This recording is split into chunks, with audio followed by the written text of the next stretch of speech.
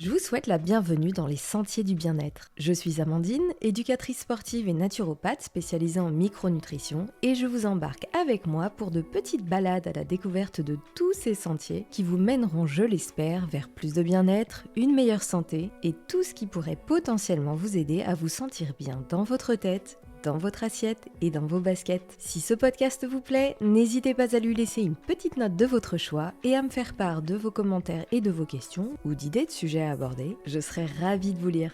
Allez, c'est parti avec l'épisode du jour.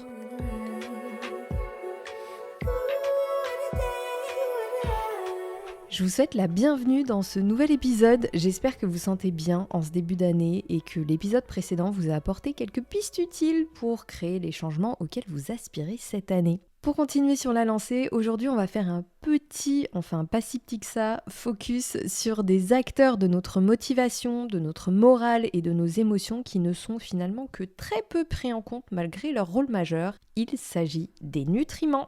Souvent, quand on pense à eux et qu'on s'y penche d'un peu plus près, c'est surtout pour des raisons de perte de poids ou de santé physique. Et de ce corps, on oublie un constituant ô combien essentiel qui est tout autant affecté par la nutrition. Il s'agit de, roulement de tambour, notre cerveau. Et oui, ça paraît évident, mais pourtant on a tendance à oublier que notre tête, qui nous donne parfois du fil à retordre, fait partie intégrante de notre corps. Et d'ailleurs, petite parenthèse qui a son importance pour toutes les personnes abonnées aux diètes et aux régimes restrictifs, ils ont un impact direct sur votre cerveau, bien au-delà des comportements alimentaires qu'ils peuvent modifier. Alors on fait attention parce que les effets négatifs des restrictions ou autres évictions dépassent largement notre seul métabolisme. Ce que vous mangez exerce une influence directe sur votre équilibre nerveux, vos émotions, votre motivation, votre résistance au stress ou encore vos capacités cognitives. Bref, sur l'intégralité de vos fonctions cérébrales, dont les effets s'appliquent à l'intégralité de votre organisme. Tiens, je vais partager des exemples qui vont peut-être vous parler. Par exemple, vous êtes bourré d'enthousiasme à l'idée d'améliorer votre hygiène de vie ou de passer à l'action, mais vraiment, vous en avez envie. Sauf que, au quotidien, vous luttez pour trouver une motivation qui semble être partie se faire dorer la pilule en vous laissant galérer sévère pour vous bouger les fesses. Et pourtant, c'est pas faute de vous faire violence et de vous mettre des auto-coups de pied aux fesses. Un autre exemple. Vous avez une irrépressible envie de sucrer en milieu d'après-midi ou le soir après le dîner qui ruine tous vos efforts à maintenir une alimentation équilibrée. Et pourtant, vous vous assurez que votre alimentation comble au mieux vos besoins énergétiques, alors vous comprenez pas pourquoi vous avez ces envies quasiment impossibles à réfréner. Vous ressentez un brouillard permanent ou vous avez des trous de mémoire alors que votre cerveau est supposément en parfaite santé, ou vous avez du mal à vous concentrer, vous avez l'impression que parfois ça fonctionne au ralenti là-haut. Vous êtes stressé pour un oui ou pour un non, des situations anodines vous agacent et les petits couacs sans importance viennent à vous exaspérer. Ou encore, vous avez du mal à trouver le sommeil le soir malgré une coupure d'écran et tous les bons gestes supposés favoriser l'endormissement. Je pourrais continuer à vous lister une ribambelle d'autres exemples, mais je suis sûre que déjà, parmi ceux que je viens de vous donner, il y en a qui vous concernent. Alors, bien sûr, de nombreux facteurs peuvent être responsables de ces états. Mais s'il y en a bien un qui est souvent oublié et qui mériterait d'être placé au premier rang, ce sont les nutriments. Alors c'est parti pour une petite exploration au travers de la nutrition du cerveau pour que votre motivation revienne vous accompagner, que la tablette de chocolat de votre placard dure plus d'une journée et que votre voisine bavarde vous exaspère un peu moins. Bon, ça c'est pas garanti, ça dépend aussi de votre voisine. Ah, et je vous conseille aussi de prendre de quoi noter ou d'utiliser l'application de prise de notes de votre téléphone pour ne pas laisser partir aux oubliettes des informations qui vous concerneraient tout particulièrement. Il devrait y en avoir quelques-unes dans ce que je vais partager avec vous. Allez, pour commencer, on va parler de l'ennemi numéro 1 des régimes cétogènes et autres diètes low carb. Il s'agit du glucose.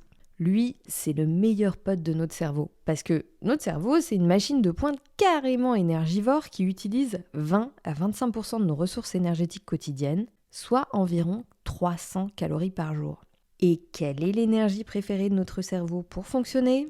Le glucose. Alors on y va mollo sur les régimes low carb et les diètes cétogènes parce que même si les corps cétoniques peuvent faire le job, c'est pas le moyen le plus optimal d'alimenter le cerveau. Et puis c'est sacrément contraignant en plus. Mais ça d'ailleurs, si ça vous intéresse, je pourrais faire un épisode entier sur le sujet parce qu'il y a beaucoup de choses à dire et qu'on voit vraiment passer à boire et à manger sur les réseaux sociaux. Alors, hors pathologie qui justifierait un régime cétogène, il en existe, mais ces régimes doivent être encadrés parce que le risque de carence micronutritionnelle est très élevé. Par pitié, ne fermez pas la porte aux glucides. Par contre, oui, vous pouvez les choisir d'une manière qui soit plus bénéfique à votre organisme en favorisant les légumes racines, les céréales complètes et les légumineuses plutôt que les féculents et sucres raffinés et les aliments ultra transformés riches en glucides de piètre qualité. En plus de bénéficier d'une source d'énergie directement utilisable, vous ferez des heureuses au sein de vos intestins puisque les bactéries intestinales qui les habitent recevront de précieux prébiotiques essentiels à leur survie et à leur bon développement. Et ces petites bactéries jouent un rôle de taille sur le bon fonctionnement du cerveau. Mais ça, on y viendra un peu plus tard. Avant ça, on va partir du côté des hormones et des neuromédiateurs qui influencent notre état mental et notre système nerveux. Alors je vais essayer de pas vous faire un épisode chiant comme la lune. D'ailleurs, je sais même pas pourquoi on dit ça, parce que la lune en soi, c'est pas chiant. Mais j'aime bien expliquer les choses. Parce que de mon point de vue, c'est important que vous compreniez ce qui se passe et comment ça marche, dans les grandes lignes, pour pas juste faire les trucs à l'aveugle. Parce que généralement, quand on fait les choses sans trop savoir pourquoi, ça tient pas vraiment sur la durée. Alors si vous voulez bien nourrir votre cerveau pour en tirer le meilleur, dont plus de motivation et moins de stress, un minimum de compréhension ne pourra que vous servir. Allez, c'est parti, promis, ça va être simple. Enfin, je vais essayer. Ce qui permet aux messages nerveux de circuler dans notre cerveau, ce sont les neurotransmetteurs. Eux, ils régissent à la fois notre humeur et notre intelligence. Et selon leur type, ils auront différents effets. Par exemple, le GABA joue un rôle inhibiteur du neurone, alors que le glutamate sera, lui, excitateur. La dopamine fait office de démarreur, elle joue un rôle dans la motivation, et la noradrénaline, elle permet le travail sur la durée. Donc on peut imaginer qu'elle fasse office de moteur une fois que la dopamine a démarré la machine. Ah oui, c'est très imagé parce qu'en vrai c'est beaucoup plus complexe, mais ça vous donne une idée globale de qui fait quoi. L'adrénaline, elle, c'est le stresseur par excellence, accompagné du cortisol qui font tous deux partie de notre mécanisme primitif de réponse au danger, le fameux fight or flight, qui nous a bien sauvé la peau des fesses durant notre évolution. Bon, sauf qu'aujourd'hui, quand on a la chance de ne pas avoir de territoire à défendre ou à détaler devant un prédateur, ce mécanisme il nous donne du fil à retordre parce qu'il a tendance à se déclencher lors de situations nettement moins dangereuses pour notre intégrité. Genre notre boss imbuvable, notre conjoint qui a oublié d'étendre le linge ou même des vacances à organiser. Et ce stress, il a tendance à se chroniciser. Et ça génère une cascade d'effets négatifs sur l'ensemble de notre organisme, dont notre système digestif et son précieux microbiote qui prennent tout en pleine face. D'ailleurs, à propos de digestif, j'ai dispensé un atelier en ligne complet sur le sujet que vous pourrez retrouver en replay dans la description de cet épisode. Et si vous écoutez l'épisode à sa sortie ou dans les semaines qui suivent, l'atelier est complètement gratuit pour vous. C'est un cadeau que je voulais vous offrir pour bien démarrer l'année en vous donnant les clés essentielles d'un ventre en pleine santé. Alors, je vous laisse aller découvrir ça et moi je continue avec celle qu'on appelle l'hormone du bien-être, la sérotonine. Avec elle, on est zen. Elle nous apporte calme et sérénité, elle favorise un bon sommeil puisqu'elle est précurseur de la mélatonine. Ça veut dire que notre glande pinéale dans notre cerveau a besoin de la sérotonine pour fabriquer la mélatonine qui nous permet de dormir comme des bébés. Et justement, à propos de petits creux l'après-midi, enfin plutôt d'envie de sucrer irrépressible, souvent elle témoigne un petit manque en sérotonine. Voilà, donc ça vous donne des petites pistes à explorer à ce niveau-là, si vous avez tendance à vous jeter sur la tablette de chocolat à 4 heures. Bon voilà pour le petit tour d'horizon, la liste est évidemment non exhaustive, il existe d'autres neurohormones et neurotransmetteurs qui permettent à notre orchestre cérébral de fonctionner, mais je vais arrêter mon petit inventaire là, sinon ça va devenir sacrément soporifique. Le plus important à retenir, c'est que tout ce petit monde qui fait la pluie et le beau temps sur nos émotions et notre système nerveux, et donc aussi notre motivation, puisque c'était le thème au départ de cet épisode, il a besoin de nutriments pour fonctionner en harmonie. Et c'est là que les discours motivationnels, le dev perso et le renforcement mental ont leurs limites. Parce que sans nutriments adéquats, la motivation, la paix intérieure et la clarté d'esprit, on peut les chercher longtemps. Et en plus, ça peut être super déprimant, voire même culpabilisant, d'essayer plein de méthodes sans résultat. Alors, on va passer en revue les nutriments clés du cerveau et de son système nerveux pour que vous maximisiez vos chances que tout fonctionne bien là-haut et que vous en ressentiez les bienfaits concrets dans votre quotidien. On a vu l'importance du glucose, maintenant on passe aux micronutriments et on commence avec l'indispensable magnésium. Il faut savoir qu'on n'a pas de réserve de magnésium dans notre corps. Donc, il faut en emporter au quotidien pour assurer un taux suffisant qui permette à toutes les réactions chimiques magnésium dépendantes de se faire. Et c'est pas compliqué, il y en a une ribambelle. Et notre cerveau n'échappe pas à la règle, le magnésium étant notamment essentiel pour le bon retour au potentiel de repos du neurone indispensable pour éviter l'hyperexcitabilité de ce dernier. Et c'est d'ailleurs bien pour ça que quand on manque de magnésium, on ressent un stress et une émotivité accrue, on devient vite irritable et on peut ressentir de l'anxiété et avoir du mal à dormir, en plus des symptômes physiques comme les crampes et les tensions musculaires. Et aussi les petits spasmes qui font trembler la paupière ou le haut de la joue qu'on a quasiment tous connus au moins une fois. Et le problème, c'est que quand on manque de magnésium, on vient de le voir, on a tendance à stresser davantage et quand on est stressé, le corps élimine plus de magnésium qu'en temps normal. Ce qui génère encore plus de déficit en magnésium et on se retrouve dans un cercle vicieux où le stress nourrit le manque de magnésium qui à son tour nourrit le stress. Le problème, c'est que les aliments autrefois riches en magnésium, comme les végétaux frais, ont perdu une quantité considérable de leur magnésium. Et pour ça, on peut dire merci à l'agriculture intensive. Et que même quand l'alimentation est très bien équilibrée, elle comble que très difficilement ses besoins, surtout lorsque ceux-ci sont accrus par un stress chronique ou une activité physique intensive. Alors, particulièrement si vous ressentez les états que je viens de mentionner un peu plus tôt, une complémentation pourrait être la bienvenue. Et la bonne nouvelle, c'est que comme le corps ne fait pas de stock de magnésium et que celui-ci est largement utilisé par notre organisme et par notre cerveau au quotidien, il n'y a pas besoin de faire de bilan sanguin pour vérifier qu'il n'y ait pas de risque de surdose en cas de complémentation. Donc, feu vert, choisissez par contre une forme de magnésium bien absorbé et hautement disponible, comme le bisglycinate de magnésium qui se trouve facilement en pharmacie, et pas besoin de faire des pauses dans votre complémentation, puisque vous le savez maintenant, votre corps ne fait pas de réserve. À moins bien sûr que vous ressentiez aucun des symptômes que je vous ai décrits plus tôt et que vous vous complémentiez, par exemple en réponse à une période plus stressante ou physiquement exigeante. Là, du coup, des cures pourraient être plus pertinentes. Allez, c'est fini pour le magnésium, on continue avec la vitamine D. Celle dont nos besoins sont très majoritairement comblés par le soleil et souvent réduite à peau de chagrin quand le temps est moins clément, généralement de l'automne au printemps sous nos latitudes, notre cerveau il se retrouve un peu en galère dans ce cas-là, parce qu'il est truffé de récepteurs à la vitamine D. Elle sert aux cellules du cerveau pour assurer la plasticité synaptique, la croissance neuronale ou encore la neuroprotection, ce qui va jouer sur nos fonctions cognitives, nos pensées et nos réponses émotionnelles, mais aussi sur notre rythme circadien, notre appétit et même notre métabolisme. Et la liste est loin d'être exhaustive. Alors, si on n'a pas la chance d'habiter dans un pays ensoleillé à l'année, là encore, une complémentation pourra être utile.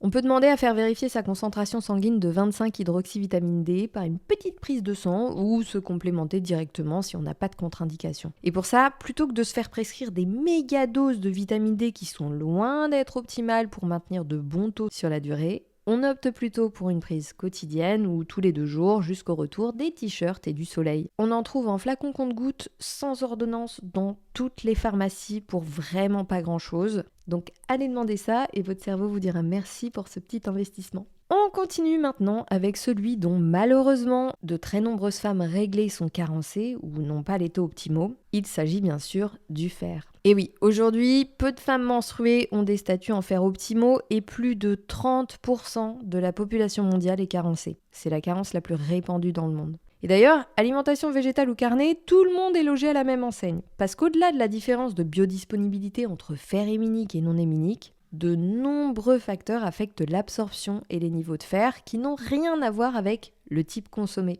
Donc oui, celles et ceux parmi vous qui ne mangez pas de viande, vous n'êtes pas plus carencés que celles et ceux qui en mangent. Par contre, désolé les filles, mais vous êtes bien plus carencés que les mecs. On dit merci à Dame Nature pour ça. Et les conséquences d'un statut sous-optimal ou d'une carence en fer ne se résument pas qu'à l'anémie. Et notre cerveau en est particulièrement affecté. Parce que des niveaux suffisants de fer permettent, en toute logique, le transport d'oxygène dans le cerveau, mais aussi son métabolisme énergétique. Notre cerveau est truffé de mitochondries qui ont besoin de fer pour bien fonctionner. Et le fer, il est essentiel aussi à la synthèse de neurotransmetteurs, il est indispensable au bon fonctionnement des neurones, pour leur myélinisation et pour la protection contre le stress oxydatif, auxquels nos cellules cérébrales sont particulièrement vulnérables. Donc des taux optimaux en fer sont cruciaux pour la fonction cerveau, qu'il s'agisse de régulation de l'humeur ou de cognition. Un manque de fer, ce sont de la fatigue, voire de l'épuisement, des maux de tête et des troubles de l'humeur, de la cognition et du comportement. Bref, c'est pas joli. Alors les filles,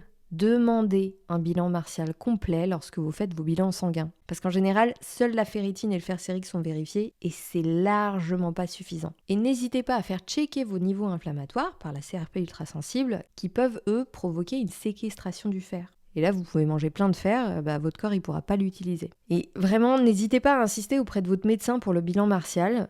Clairement, ça devrait être inclus d'office dans les bilans généraux de santé, mais visiblement, le bien-être et la santé des femmes, c'est pas si important que ça. Bref, je digresse, mais si vous voulez que je fasse un épisode sur le sujet, n'hésitez pas à me le demander, j'ai plein de choses à dire là-dessus. Bon, nous on continue maintenant avec les oméga 3. Ces acides gras essentiels le sont tout autant pour notre corps que pour notre cerveau. Médiateurs par excellence de l'inflammation, ils jouent un rôle crucial dans la fluidité membranaire de nos cellules, indispensable à leur bon fonctionnement. Et s'il y a bien des cellules qui ont besoin de cette fluidité, ce sont nos neurones. Parce que la conduction et la transmission de signaux nerveux se font au niveau membranaire. Alors pour que le courant passe bien, il nous faut des oméga 3 et tout particulièrement du DHA. Le DHA, qui est un oméga 3 allongé, est présent à hauteur de 6% du total des 60% de graisse qui composent notre cerveau. Oui, notre cerveau est bien gras. Et heureusement d'ailleurs, c'est ce qui lui permet de bien fonctionner. Alors 6%, ça paraît tout petit dit comme ça, mais c'est pourtant beaucoup. Et son rôle au DHA, il est absolument crucial pour nos fonctions cérébrales. Déjà, il va protéger contre les dommages nerveux, il améliore la transmission nerveuse comme on vient de le voir, il régule l'inflammation, stimule la croissance neuronale et régule à la baisse l'activité du récepteur au glutamate, ce qui nous permet d'être plus zen. Et plus globalement, une quantité suffisante de DHA, ça permet d'assurer la bonne régulation des niveaux de catécholamine, donc la dopamine, l'adrénaline et la noradrénaline, et ça nous offre une bien meilleure réponse au stress. Donc c'est plutôt pas mal. Alors on s'assure de consommer suffisamment d'oméga 3 dans nos repas et on peut faire checker ces niveaux en mesurant les acides gras érythrocytaires. Et si besoin, on peut se complémenter en acides gras allongés EPA et DHA. Mais surtout, ce qui va énormément compter, c'est la qualité des autres acides gras consommés au quotidien et notamment les oméga 6. Parce que même s'ils sont essentiels, il y a des ratios qui vont être plus ou moins optimaux et souvent ils sont beaucoup trop élevés par rapport à nos quantités d'oméga 3. Et plus ils sont élevés, plus les risques en contrepartie de manquer d'oméga 3 le seront aussi. Et puis au niveau gras, ce qui va aussi énormément jouer, ce sont les graisses saturées et les acides gras trans qui malheureusement entrent encore dans la composition de certains produits ultra transformés. Bon, là aussi je pourrais faire un épisode entier sur les acides gras et notamment sur les différences entre les régimes alimentaires, mais comme je sais pas si ça vous intéresse, je vous laisse me dire ça, ce sera plus simple. Parce que bon, le but c'est quand même que ces épisodes vous soient utiles, pas qu'ils vous endorment. D'ailleurs, j'espère que c'est pas le cas de cet épisode. Alors, je vais passer un peu plus rapidement sur les suivants avant d'arriver au clou du spectacle, avec la vitamine B12, essentielle au métabolisme de neurotransmetteurs monoaminergiques, comme par exemple la synthèse de la mélatonine qui nous permet de bien dormir. Autre micronutriment essentiel lui aussi à la fonction cerveau, le zinc, qui lui est très important notamment pour la neurogénèse et qui va jouer aussi un rôle tout aussi important dans le métabolisme des neuromédiateurs, notamment du glutamate, dans la régulation de la neurotransmission, la mémoire et l'apprentissage. Et aussi très importante, la vitamine E qui est un antioxydant hyper important pour le cerveau, qui est particulièrement vulnérable au stress oxydatif. Elle aide à protéger les membranes cellulaires du cerveau contre les dommages oxydatifs et elle a aussi des propriétés anti-inflammatoires très précieuses pour le cerveau. Bon, ça va, vous êtes encore là? J'espère parce qu'il nous reste à voir un acteur fondamental de notre bien-être. Il s'agit du tryptophane. Cet acide aminé, c'est le matériau de base de la sérotonine et donc aussi de la mélatonine. Et on a beau en trouver dans un bon nombre d'aliments, c'est le parcours du combattant pour lui dans notre organisme. À commencer au niveau de notre microbiote où certaines bactéries opportunistes aiment en faire leurs 4 heures, privant notre cerveau de son matériau de base pour produire de la sérotonine. Donc encore une fois, la santé de notre microbiote intestinal, elle est cruciale pour garantir à notre cerveau de recevoir le tryptophane qu'on a pris soin de mettre dans notre assiette, par le biais d'une alimentation suffisamment riche en protéines de qualité. Parce que, bien sûr, ce ne sont pas nos bonnes bactéries qui aiment piquer le tryptophane. Elles, ce qu'elles aiment, ce sont les fibres, les polyphénols et les oméga 3, grâce auxquels elles peuvent pleinement assurer leur travail de protection contre les bactéries pathogènes opportunistes et pour maintenir l'intégrité de la barrière intestinale. Et grâce aussi auxquelles elles peuvent fabriquer des molécules ultra précieuses pour notre santé, les acides gras à chaîne courte. Eux, aucune inquiétude, ils font pas grossir. Ils interviennent par contre dans tout un tas de réactions biochimiques pour protéger notre santé, pour améliorer notre métabolisme et nos fonctions hormonales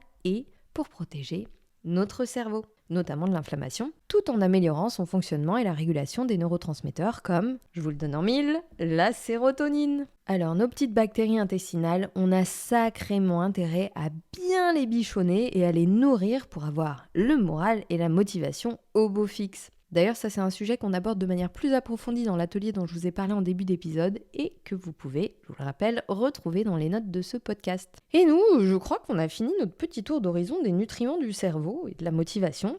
Alors, pas besoin d'aller traquer chacun d'eux à la loupe dans chacune de vos assiettes. Mais par contre, établir les bases d'une alimentation équilibrée, riche en végétaux et donc en fibres, très modérée en aliments ultra transformés, en sucre raffiné, en graisses saturées et en protéines animales, particulièrement la charcuterie, la viande rouge, les produits animaux issus d'agriculture intensive et les gros poissons gras qui, s'ils contiennent eux plein d'oméga 3, sont aussi truffés de métaux lourds et autres polluants toxiques, en faisant la part belle aux légumineuses, aux céréales complètes, aux graines et aux fruits à coque, et ça c'est déjà un très bon moyen de nourrir votre cerveau et votre microbiote tout en réduisant l'inflammation, qui met un sacré bazar dans votre cerveau et son système nerveux. Si vous voulez, je pourrais vous faire un épisode dédié à l'alimentation anti-inflammatoire et microbiote friendly. Sorry, I speak English, il y en a qui vont râler, vraiment je suis désolée. Mais pour ma défense, mon chéri est anglophone, donc on parle moitié français, moitié anglais en permanence. Mais déjà, en attendant, de savoir si un épisode complet sur le sujet vous intéresserait, on fait un bon tour d'horizon dans l'atelier qui vous attend dans les notes du podcast. Et puis, pour les micronutriments plus spécifiques, comme le fer, le zinc ou encore la vitamine D,